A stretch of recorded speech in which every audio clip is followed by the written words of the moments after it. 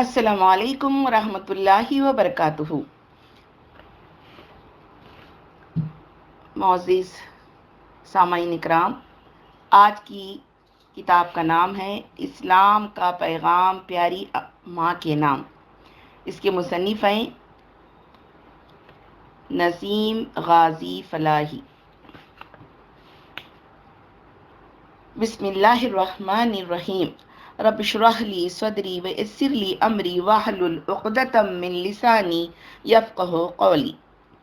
پیش لفظ: ایک کتابچہ دراصل ایک خط ہے جو میں نے اپنی والدہ ماجدہ کے نام 1968 میں ہندی زبان میں لکھا تھا۔ اس وقت میں ایک درسگاہ میں زیر تعلیم تھا۔ میرے والد صاحب پہلے انتقال کر چکے تھے۔ میرے بڑے بھائی میرے سرپرست تھے، چونکہ وہ اسلام کے سلسلے میں میرے ہم خیال تھے، اس لیے اسلام قبول کرنے کے بعد ان کی طرف سے میری مخالفت کے بجائے اللہ کے کرم سے ان کا ہمیشہ تعاون اور سرپرستی ہی مجھے ملتی رہی۔ لیکن والدہ صاحبہ کا معاملہ اس سے بالکل مختلف تھا۔ ان کے لیے میرا اسلام قبول کرنا ناقابل برداشت تھا، اور یہ بات بھی ان پر گراں تھی کہ میں ان سے جدا ہو کر دور دراز مقام پر چلا گیا تھا۔ اگرچہ موقع نکال کر میں اکثر گھر آتا رہتا تھا، لیکن یہ فطری بات ہے کہ میری دلی خواہش یہی تھی کہ میری شفیق ماں بھی اسلام کی نعمت سے بہرہ ہو جائیں۔ ادھر وہ مضطرب تھیں کہ میں جلد سے جلد اسلام کو چھوڑ دوں۔ حقیقت یہ ہے کہ وہ مجھ سے بے انتہا محبت کرنے کی وجہ سے میرے اس اقدام پر خوش نہ تھیں، بلکہ اس کی وجہ سے وہ ایک قسم کی ذہنی اور روحانی اذیت میں مبتلا تھیں۔ چونکہ اسلام کی واضح تعلیمات ان کے سامنے نہ تھیں، اور عام طور پر مسلمان جو عملی نمونہ پیش کرتے ہیں وہ بھی اسلام کے بالکل برعکس، بلکہ کبھی کبھی اسلام سے متنفر کرنے والا ہوتا ہے، اور اسلام کے بارے میں پھیلائی گئی طرح طرح کی غلط فہمیوں سے بھی وہ متاثر تھی۔ اس لیے ان کے دل میں اسلام کے لیے کوئی نرم گوشہ نہ تھا۔ میرے بارے میں ان کے دل میں طرح طرح کے خیالات آتے اور کبھی دوسروں کے ذریعے پیدا کیے جاتے تھے، جیسا کہ اس خط سے واضح ہے۔ میں حتی الامکان ان کے ان خیالات اور خدشوں کو دور کرنے اور ان کے سامنے اسلام کی صحیح تعلیمات پیش کرنے کی کوشش کرتا تھا۔ یہ کوشش کبھی بات چیت کے ذریعے اور کبھی خط و کتابت کے ذریعے ہوتی تھی۔ میری پیدائش کے بعد ہمارے خاندانی پنڈت جی نے میرے مستقبل کے بارے میں دوسری بہت سی باتوں کے ساتھ میری والدہ کو یہ بھی بتایا تھا کہ تمہارا یہ لڑکا آگے چل کر تمہارا نہیں رہے گا۔ چنانچہ میرے قبول حق کے بعد میری والدہ صاحبہ کو پنڈت جی کی یہ پیشن گوئی پوری ہوتی ہوئی معلوم ہوئی، اور انہوں نے بارہا مجھ سے اس کا ذکر کر کے مجھے سمجھانے کی کوشش کی۔ ایک بات میری والدہ محترمہ کے دل میں یہ بھی بیٹھی ہوئی تھی کہ اسلام میں تو کوئی خوبی ہے ہی نہیں، بلکہ میرا بیٹا دلی والے مولانا کے بہکاوے میں آ گیا ہے۔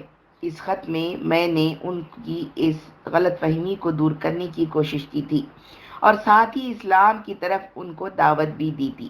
میری تو دلی تمنا اور کوشش یہی تھی کہ وہ اسلام کی نعمت سے محروم نہ رہیں۔ میری اس خط کو پڑھنے کے بعد ان کی مخالفت میں کمی تو ضرور آئی، لیکن وہ قبول حق کے لیے تیار نہ تھی۔ میں برابر ان کو سمجھانے کی کوشش کرتا رہا، اور ساتھ ہی ان کے لیے اللہ سے دعا بھی کرتا رہا۔ تقریباً 3 سال بعد اللہ کے فضل سے انہوں نے صدائے حق پر سچے دل سے لبیک کہا۔ اللہ کا لاکھ لاکھ شکر ہے کہ میری والدہ ماجدہ زندگی کے آخری سانس تک دین حق پر قائم اور مطمئن رہیں۔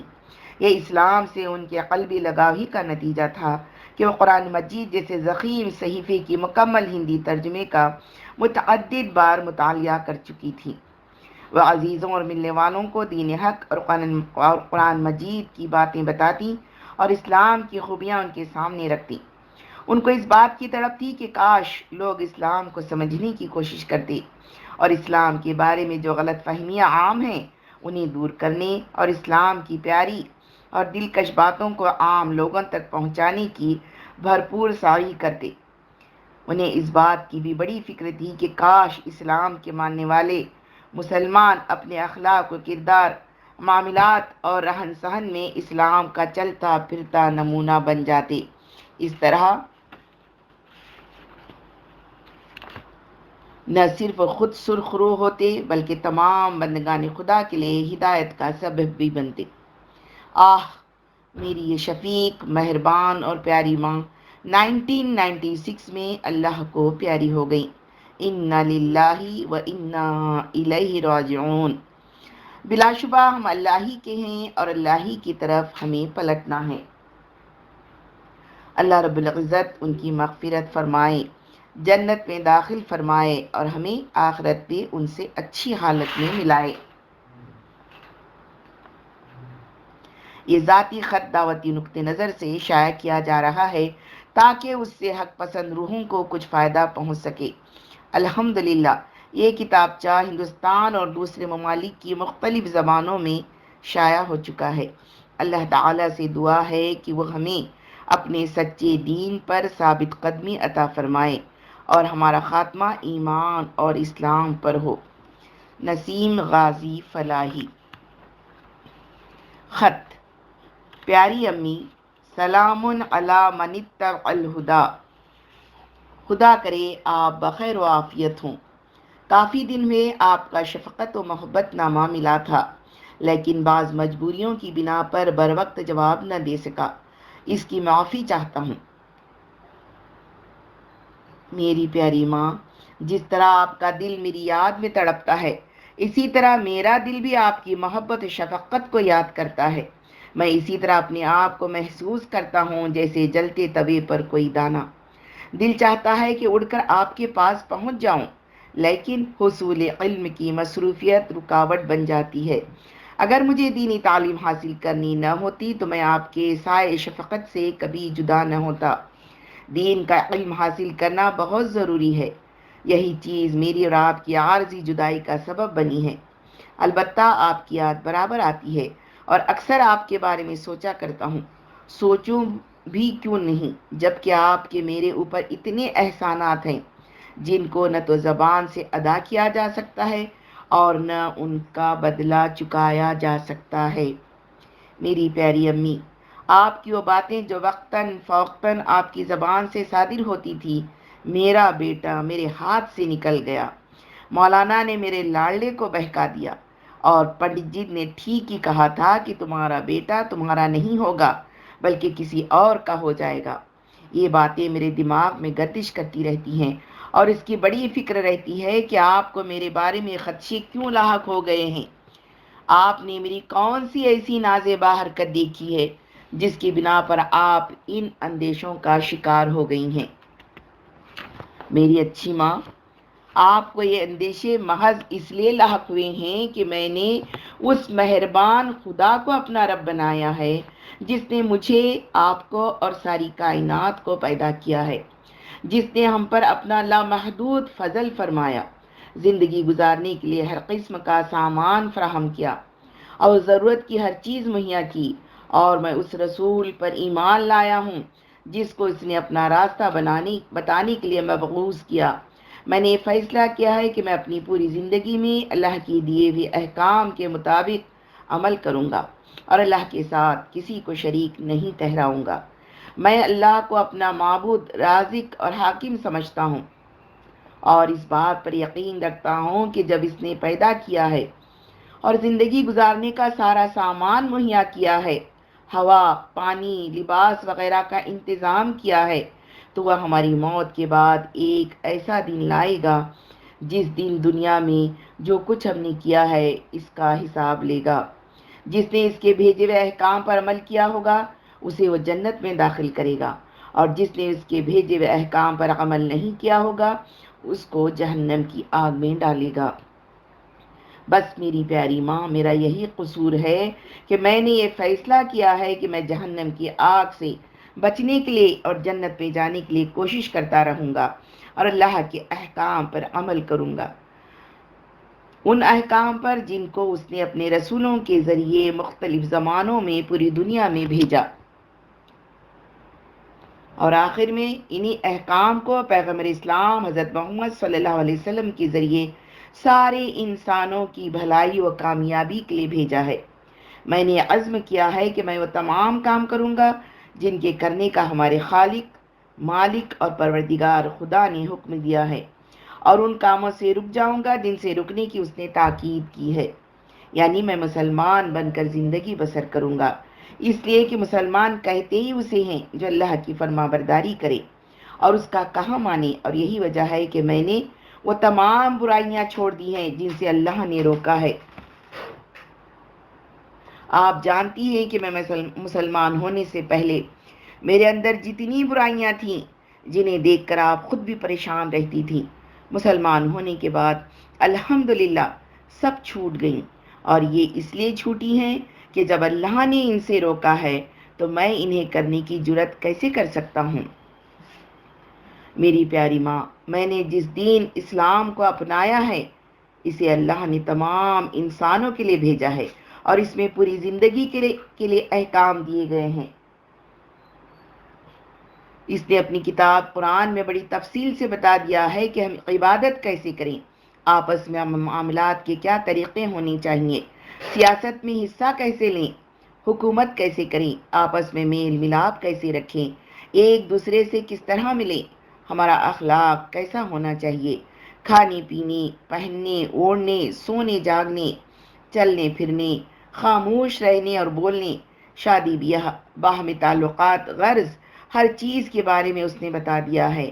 اللہ اور اس کے بھیجے ہوئے رسول صلی اللہ علیہ وسلم نے ہمیں صاف صاف یہ بھی بتایا ہے کہ ہم اپنے ماں باپ، بھائی بہن، بیوی شوہر، پڑوسی، دوست، دشمن یا اپنے پرائے کے ساتھ کیسا سلوک کریں۔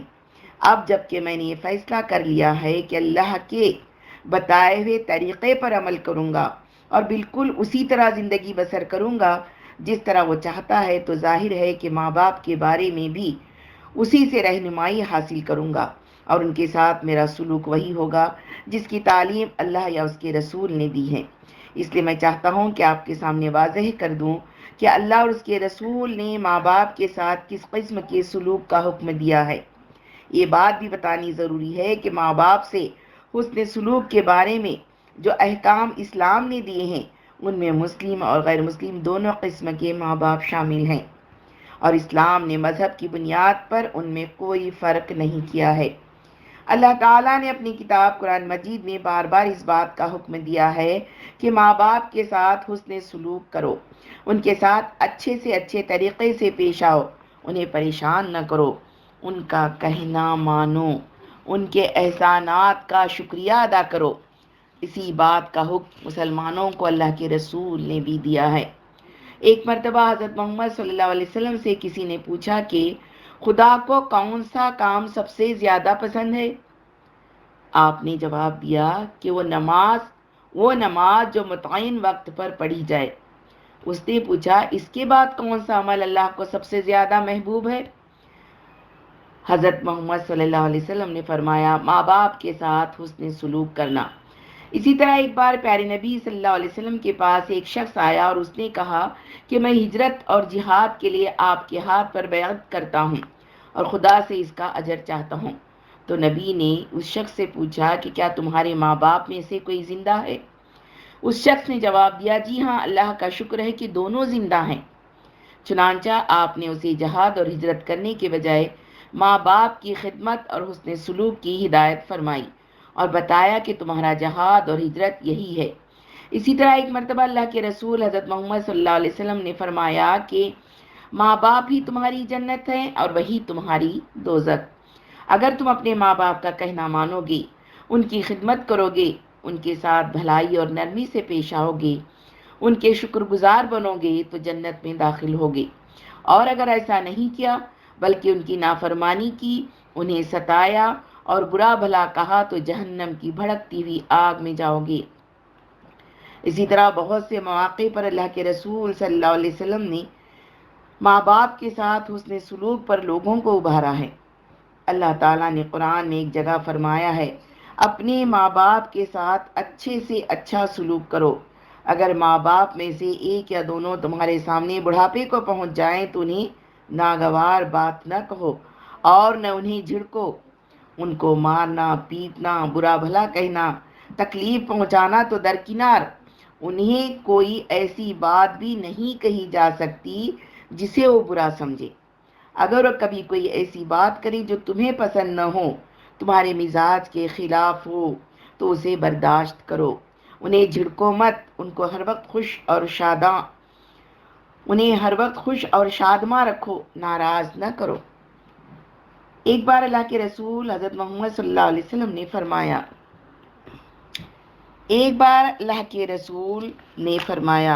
اللہ کی رضا باپ کی رضا میں ہے اور اللہ کی ناراضی باپ کی ناراضی میں ہے۔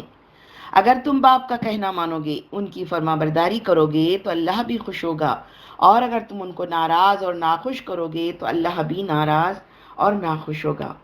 ماں باپ کو خوش رکھنے کے لیے نبی نے بہت زور دیا ہے، ماں باپ کی دل و جان سے خدمت کرنے کی تاکید بھی کی ہے، اور ان پر جان قربان کرنے پر ابھارا ہے، اور بتایا ہے کہ آدمی ماں باپ کی خدمت کر کے دنیا و آخرت میں کامیاب ہو سکتا ہے۔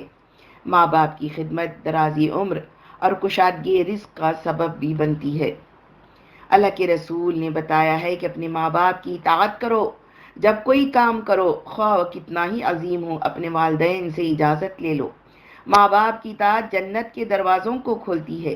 جو شخص ان کی اطاعت دل سے کرے گا، اس کے لیے جنت کے دروازے کھل جائیں گے اور وہ ان میں داخل ہوگا، اور جو شخص ان کا کہا نہیں مانے گا، ان کی اطاعت سے روگردانی کرے گا، وہ جہنم میں جانے کا سامان کرے گا۔ اللہ تعالیٰ نے اپنی کتاب قرآن مجید میں حکم دیا ہے کہ ماں باپ سے اچھی بات کرو، ان کے ساتھ ادب و احترام سے پیش آؤ۔ ایسا نہ ہو کہ تم ان کا ادب نہ کر کے سخت بات کرو، بلکہ ان کے سامنے انکسار و عاجزی سے آؤ، ان کے سامنے بڑے نہ بنو۔ ایک بار پیارے نبی کے دوسرے خلیفہ حضرت عمر نے اپنے ایک ساتھی سے کہا کہ اگر تم اپنے ماں باپ کے ساتھ نرمی سے گفتگو کرو گے، ان کے کھانے پینے کا خیال رکھو گے تو جنت میں ضرور جاؤ گے، بشرطے کہ تم کبیرہ گناہوں سے بچتے رہو۔ پیارے نبی صلی اللہ علیہ وسلم کے ایک اور ساتھی حضرت ابو ہریرہ رضی اللہ عنہ نے ایک شخص سے کہا کہ تم نہ تو اپنے باپ کا نام لینا اور نہ ان سے آگے چلنا اور نہ ان سے پہلے بیٹھنا۔ اسی طرح بہت سی جگہوں پر ماں باپ کے ساتھ ادب و احترام اور ان کی خدمت کا حکم دیا گیا ہے۔ اللہ کے رسول حضرت محمد صلی اللہ علیہ وسلم نے ماں باپ سے محبت کرنے کی بھی بڑی فضیلت بیان فرمائی ہے اور اس کا بڑا ثواب بتایا ہے۔ اگر کوئی نیک اولاد اپنے ماں باپ پر محبت بھری ایک نظر بھی ڈالے تو اللہ اسے ایک حج مقبول کا ثواب دیتا ہے۔ خدا نے اپنی کتاب میں فرمایا ہے کہ مال کے اولین حقدار ماں باپ ہیں۔ انسان کے پاس جو مال ہے وہ اسے مختلف مدوں میں خرچ کرتا ہے۔ اللہ کے نزدیک سب سے زیادہ حقدار ماں باپ ہیں کہ مال سے ان کی مدد کی جائے، ان کے بعد کسی اور کو کچھ دیا جائے۔ ماں باپ پر دل کھول کر خرچ کرنے اور کنجوسی نہ کرنے کے سلسلے میں ایک قصہ آتا ہے جسے سن کر یا پڑھ کر دل بھر آتا ہے اور رونگٹے کھڑے ہو جاتے ہیں۔ ایک مرتبہ نبی صلی اللہ علیہ وسلم کے پاس ایک شخص آیا اور اس نے اپنے باپ کی شکایت کی کہ وہ جب چاہتے ہیں میرا مال لے لیتے ہیں۔ آپ نے اس شخص کے باپ کو بلایا۔ ایک کمزور بوڑھا شخص لاٹھی ٹیکتا ہوا آیا۔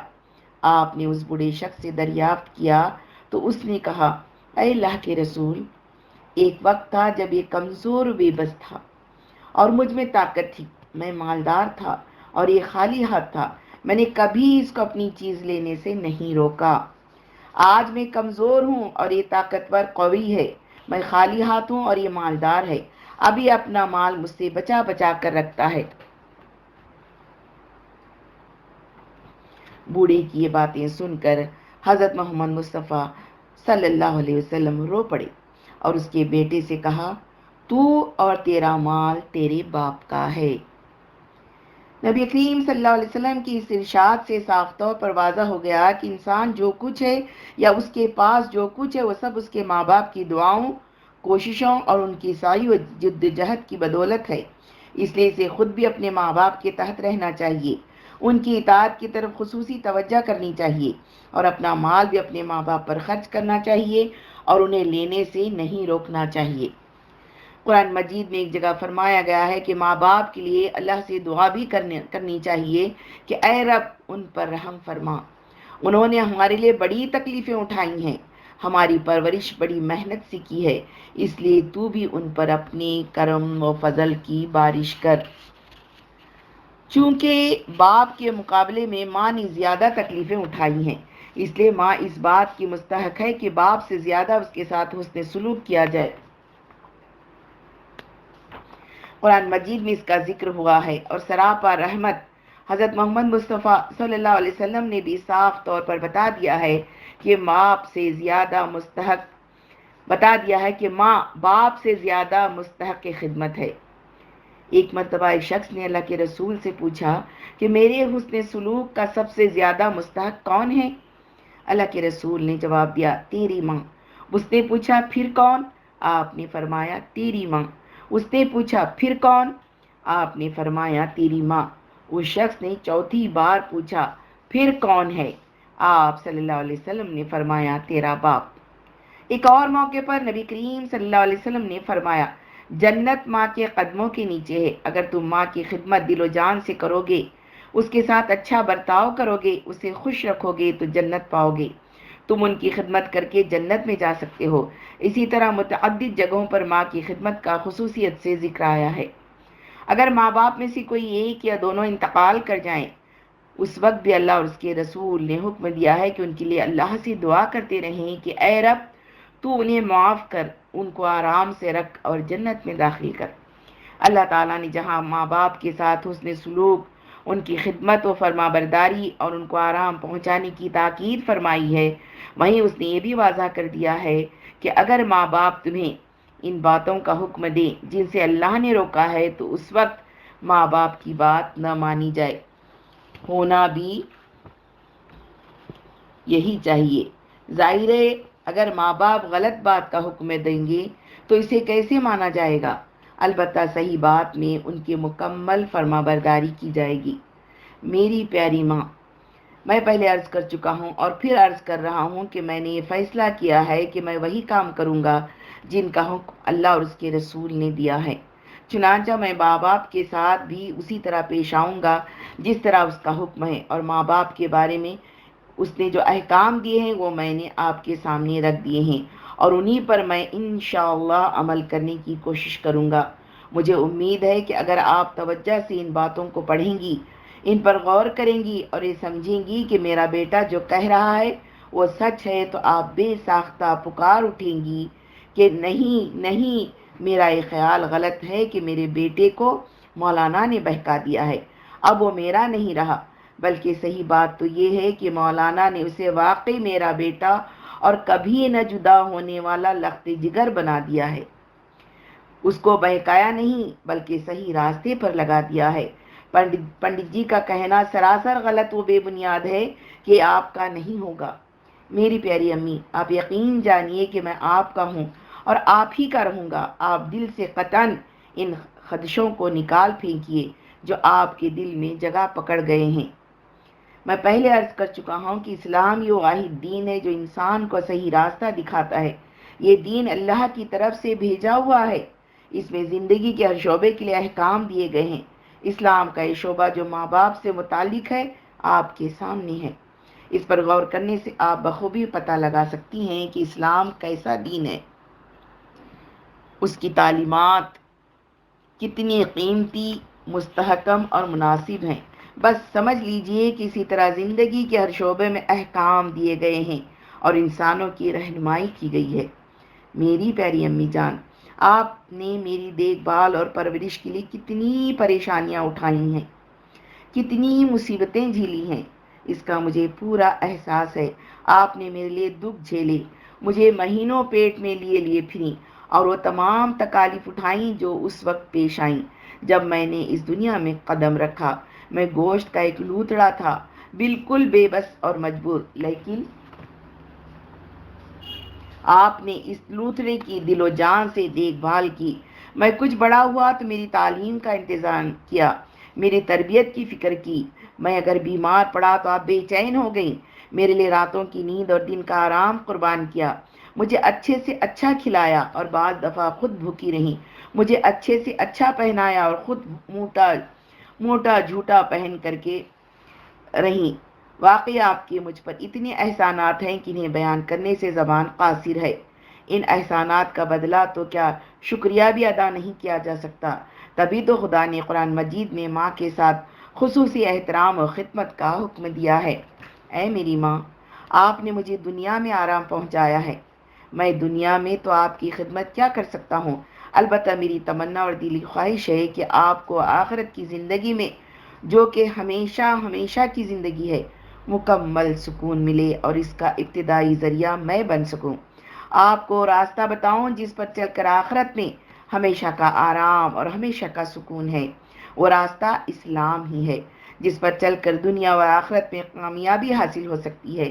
اس لیے میری خواہش ہے کہ آپ بھی اسی دین کو اپنائیں اور اسی کے مطابق زندگی بسر کریں۔ گھر پر بارہا میں نے آپ کو سمجھایا ہے اور اس طرف آنے کی دعوت دی ہے، لیکن آپ نے اس طرف کوئی توجہ نہیں دی، حالانکہ آپ جانتی ہیں کہ میں آپ سے کوئی بدلہ نہیں چاہتا اور نہ مجھے کسی قسم کا دنیاوی لالچ ہے، بلکہ میری دلی تمنا ہے کہ میں اپنی ماں کو اس بھڑکتی ہوئی آگ سے بچا لوں جو مجھے نظر آ رہی ہے۔ آپ جس راستے پر گامزن ہیں وہ راستہ اسی آگ کی طرف لے جا رہا ہے، لیکن آپ کو اس کا احساس نہیں۔ گویا آپ ایک ٹرین پر سوار ہیں۔ وہ ٹرین جس راستے سے جانے والی ہے، اس میں ایک پل ایسا بھی ہے جس کے اوپر پٹریاں اکھڑی پڑی ہیں۔ مجھے اس کا علم ہے اور میں یہ اچھی طرح سمجھ رہا ہوں کہ ٹرین منزل مقصود تک پہنچنے کی بجائے راستے میں الٹ جائے گی اور اس کے تمام مسافر زخمی یا ہلاک ہو جائیں گے، اور میرے پاس ایک خوبصورت سی کار ہے جو مجھے آسانی سے منزل مقصود تک پہنچا دے گی۔ میں بار بار ہر اسٹیشن پر آپ کے پاس جاتا ہوں اور پکار پکار کر کہتا ہوں، اے میری ماں، اتر آئیے، اس ٹرین سے اتر آئیے، یہ راستے میں الٹ جانے والی ہے، چلی آئیے میری کار میں، اسی میں بھلائی ہے۔ لیکن افسوس آپ ہیں کہ برابر انکار کیے جا رہی ہیں۔ بس اگر آپ وہ مہلک پل آنے سے پہلے پہلے میری کار میں آ جاتی ہیں اور ٹرین چھوڑ دیتی ہیں تو آپ بخیریت منزل مقصود تک پہنچ جائیں گی، ورنہ پل آتے ہی دیگر لوگوں کے ساتھ خود بھی ہلاک ہو جائیں گی، اور اس وقت کہیں گی کہ کاش میں نے اپنی بیٹی کی بات پر دھیان دیا ہوتا اور اس کی کار میں بیٹھ گئی ہوتی۔ آپ زندگی کی جس گاڑی پر سوار ہیں وہ راستے میں الٹ جانے والی ہے اور وہ آپ کو منزل مقصود تک نہیں پہنچائے گی۔ اگر آپ اس سواری پر آ گئیں جس پر میں سوار ہوں تو بخیر و عافیت منزل تک پہنچ جائیں گی۔ یہ اسلام کی گاڑی ہے۔ یہ میرے کچھ جذبات ہیں جو دل میں امڑ رہے تھے، میں نے آپ کے سامنے انہیں پیش کر دیے ہیں۔ اللہ سے دعا ہے کہ وہ آپ کے دل میں یہ باتیں اتار دے اور آپ کو صحیح راستے پر چلائے، تاکہ آپ موت کے بعد آنے والی دائمی زندگی میں اس کی مہربانیوں اور نعمتوں کی مستحق ہو سکیں، اور اس طرح ہم سب جنت میں ایک ساتھ رہنے کے مستحق قرار پا سکیں۔